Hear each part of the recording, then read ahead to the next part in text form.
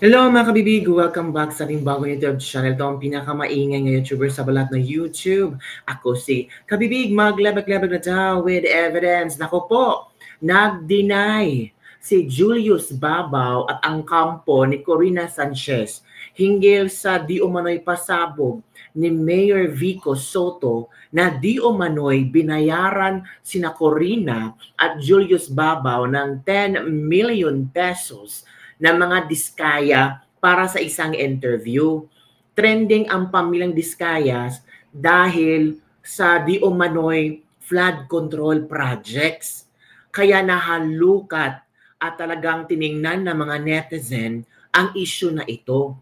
Kasi sa isang interview, I think sa ni Julius Babaw, bakit daw ang mga Diskaya ay parang umasenso, ang sagot ay kung nang tawag ito, na ang nagnegosyo sila kasama ang DPWH. Kung hindi sila pumasok sa DPWH, hindi sila umasenso ng milyones-bilyones. Naku, kabibig. At pinakita sa interview ni Julius Babaw ang maraming sasakyan na mga Diskayas. Kaya, itong si Mayor Vico Soto ay nag-post sa kanyang Facebook fan page. Grabe dito si Mayor Vico, no? Sabi niya na bawat nakakalungkot na itong mga journalists, itong mga tawag ito, broadcasters ay mababayaran lang ang isang interview ng 10 million pesos. Naku po, kaya ang mga tao ay parang tumaas ang kilay mga kabibig. Ito ha. Ito kasi sinabi ni Mayor Vico Soto. Parang dinilit ba ni Mayor Vico ang kanyang post? Tingnan natin ha. Parang it's all about, ito ha, si Julius Babaw nag-deny. Itinangging tumanggap ng 10 milyon sa Diskaya interview. Nag-deny si Julius Babaw, mga kabibig. Sabi dito, pinabulaanan ng broadcast journalist at content creator na si Julius Babaw na 10 milyong piso ang kapalit ng panayam niya sa mag-asawang Sara at Corly Diskaya. Nangyari ang panayam ni Julius sa mga Diskaya halos isang taon nang nakaraan at patuloy na mapapanood sa kanyang unplugged YouTube channel. Ang pagtanggi at paglinaw ni Julius ay kaugnay sa Facebook post ni Pasig City Mayor Vico Soto last Thursday.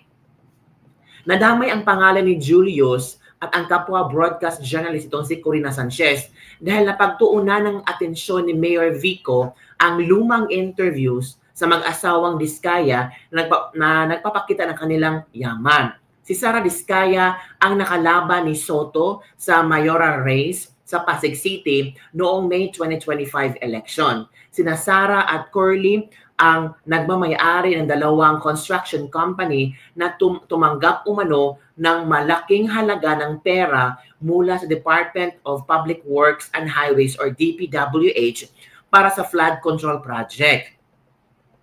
Sa Facebook ni Mayor Vico Soto, ito ang kanyang laman sa kanyang posting. With these interviews, again, going viral, let's look at it from a different angle. Bago tanggapin ng mga kilalang journalist ang alok para mag-interview ng kontraktor na pumapasok sa politika, hindi ba nila naisip na, teka, bakit kaya handa to magbigay ng 10 milyon para lang magpa-interview sa akin? I know for a fact that there are many good, honest people in media who are disappointed, if not angered, at practices like this which undermine the integrity of their profession. In this case, maybe they didn't do anything technically illegal, but at the very least, it should be considered shameful and violative of the spirit of their code of ethics. Pwede silang magtago sa gray areas, hindi naman journalism ito. More of lifestyle lang na kailangan kasi ng sponsor, pero wag na tayong maglokohan. Grabe no, wag na tayong maglokohan. Binayaran kayo ng 10 milyon. Nako po mga kabibig. Kaya nga si Julius Babaw ay talagang nagkomento. Nilinaw ni Julius na ang na isang lifestyle feature at hindi news report ang panayam niya sa mag-asawang kontraktor ng mga proyekto ng pamahalaan. Sabi ni Julius, at the time and month in 2024, when the interview was made, it was a profile feature of a couple who rose from rags to riches because of their different business ventures. Sabi dito, walang katotohanang may 10 milyon na involved for this interview. Ang layunin ng vlog ay ma-inspire ang mga taong posibleng maging tagumpay kung magsisipag lang at didiskarte sa buhay. Very interesting kasi ang rags to riches story nila. Ipinaalala ni Rene Julius na hindi pa kumakandidato si Sarah na na-outcandi ng Pasig City nang maganap ang kanilang pag-uusap noong nakaraang taon. Sabi ni Julius, nung mangyari ang interview, wala pang nabanggit na plano ang mag-asawa na papasukin nila ang politika. Hindi pa din lumabas ang kahit anong issue na may kinalaman sa kanilang mga government projects noong panahong ito. At nais lang nila noon ay mag-share na kanilang success story sa publiko. So yun kabibig, nag-deny si Julius Babaw na hindi siya binayaran ng 10 milyon para lang sa isang interview. Kalerki naman, no? Naku, ang daming mga istorya ngayon. Totoo kaya yun, binayaran? Pero sabi ni Julius, it is not true. Hindi totoo iyon. Nako, ano ang iyong komento hinggil nito mga kabig? Nagsalita man ang kampo ni Corina Sanchez. Sabi ni Corina, there is no such thing as a 10 million placement for an interview. It is irresponsible to even say such, to say the least. As your malice is posted on Facebook and publicly besmirches the reputation of Ms. Sanchez, this clearly constitutes cyber libel. Nako. Ano to? Magkasuhan kaya sila, no? To insinuate that our show is irresponsible in that we only air what is paid for is slanderous. Hala ka. Slanderous. Pwedeng, this clearly constitutes to cyber libel. So, sa iyong palagay mga kabibig, kakaso kaya ang kampo ni Corina Sanchez kayong para yatang nadungisan ang kailang programa dahil sa pasabog ni Mayor Vico Soto na di umano'y binayaran ng 10 milyon sila ni Diskaya para lang sila ma-interview. Nako mga kabibig, ano kaya iyon mga kabibig? No? Ito pa ito rin ang ilang komento ng kampo ni Corina Sanchez. Who are we to presume our interviewees as evil with no basis or evidence long before they come into controversies?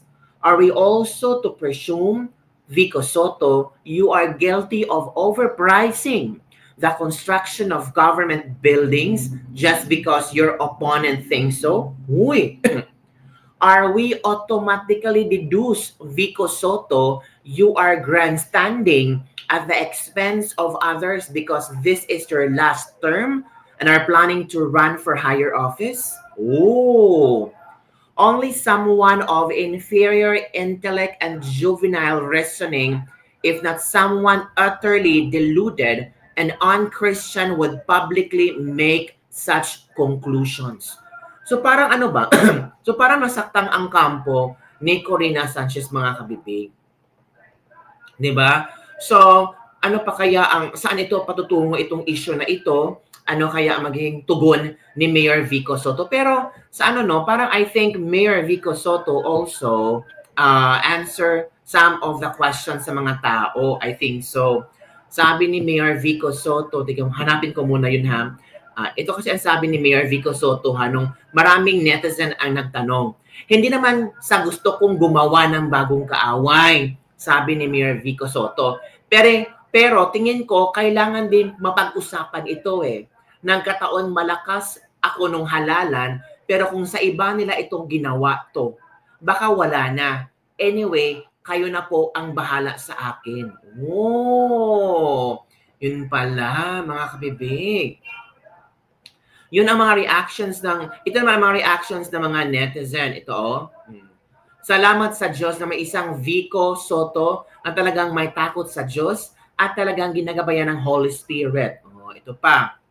Buti pa sa TV guesting umaattend pero sa hearing hindi. Oh, ito yung mga diskaya, no? Hindi sila umattend, no?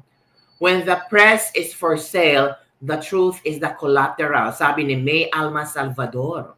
According to my stepdad, sabi ni Selvi Jade Pina, Luis Sodoro, who was media ethics expert, the late Dean Armando Malay said in his class, before not to even accept a cup of tea or coffee from interview subjects because favors asked can escalate from a cup of coffee. Ooh. Sabi dito, kami mga newly graduate engineers, dati government agencies, ngayon private engineering and construction firms. Malaki-laki kasi ang bayad. Oh, naku po.